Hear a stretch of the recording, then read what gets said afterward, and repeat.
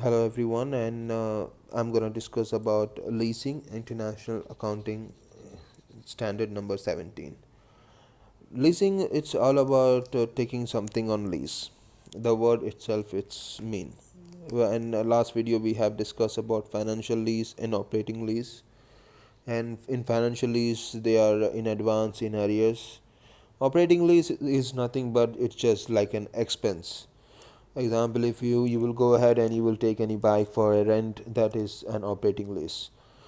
The operating lease is very simple. It's like an expense which is being treated like a normal expense. You will debit the expense, as you can see here. You will debit the expense and you will credit the cash.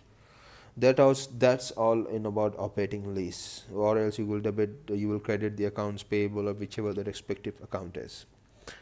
Now, when we are discussing about leasing in advance, leasing is one of the topic which most of them get confused, especially in advance. So let us now start the video. You go and you will say, "Oh, I want to purchase a bike, a good bike." And once you go to the showroom guy says, "Oh my God, if you want to purchase a bike, you have to pay me 10,425." You will say me, "Oh my God, it's a big amount. How can I pay?"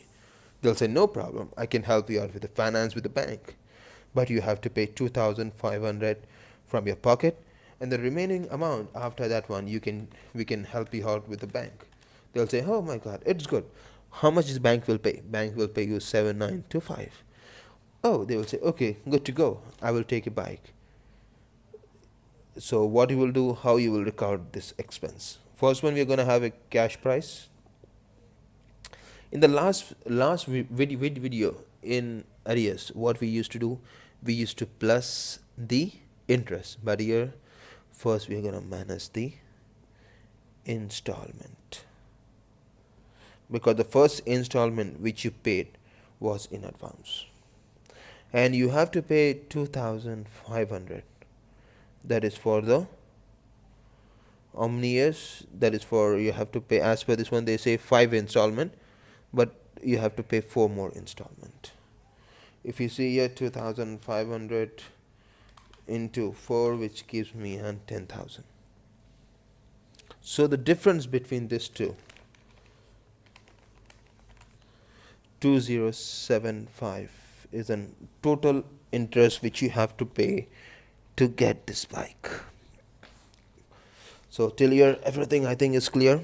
So cash price minus installment, this one will give me an outstanding balance. Plus way I will do an interest, then we are going to have an outstanding, we have a balance, which is an total liability balance at the end of the year. What is the cash price? Cash price here is 10,425 minus 2,500. Outstanding gives me 7,925. 7,925 plus interest, which is 793. 793 is the interest, which gives me a total balance of 8718.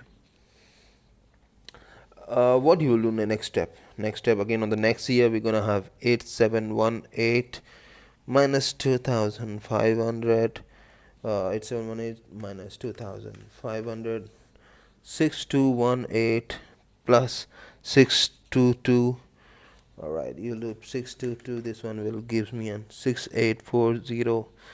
Then 68. All right. So till here, it goes on in the next year, next 2 years, it goes same way. All right, this goes on the same way. Now, now comes to the point. Now comes which account goes to an SFP, statement of financial position. All right, because here you can see you have one asset, non-current asset, which is a bike, and also you have a liability, which you have to pay back to the bank. There are two accounts here. So now let us discuss two accounts. The first one is, first we'll start with the asset. We have an asset of 10,425 bike. The life of this asset is around 5 years, and after five years this bike will turn to zero, which means you don't have any value after this bike. So per year you're gonna have depreciation of 2085. So at the end of the year, 28250 minus 2085. All right, the net book value of the asset here is 8340. This is gonna be your net book value. Now comes to the, all right, and this one will be your depreciation expense too. This one we will stay in profit and loss account. Plus it will minus from your SFV. All right, accumulated depreciation. It's gonna be the same thing. So now let us start the topic. 10,425 minus. All right. Now liability. Liability, total liability as here is 8718. 8718 is a total liability on it. Alright, 8718, and this is divided by two parts, current and non-current. So now when because see, what is current liability and what is non-current liability? Current liability is liability which you have to pay within a span of 1 year. Non-current liability is a liability which you have to pay after a 1 year. So now when we are discussing, now when we have to separate the current and non-current liability, we have to check, okay, which is on this current year, which means on the coming year, current liability which you have to pay within 1 year, is 2500, which is the installment. All right, and you can see in this chapter, all right, 6218. Non-current, it's 6218. In current liability, if you see this is a pure capital, no, it's not a pure capital. There is an interest on it which is 793. This interest 793 is included in 2500. So interest 793, because here you have an interest, all right, which is going to be an interest which is 793 plus they're going to be in capital, which is going to be a pure capital which you're going to pay on 2500, which is on the next installment when you're going to pay. How much you're going to pay to the capital? You're going to pay 1707. 793 plus 2500.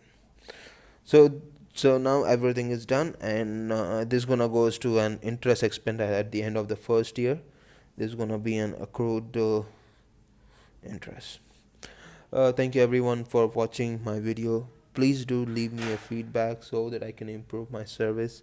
If anything, please do let me know. Thank you. Please do like and comment.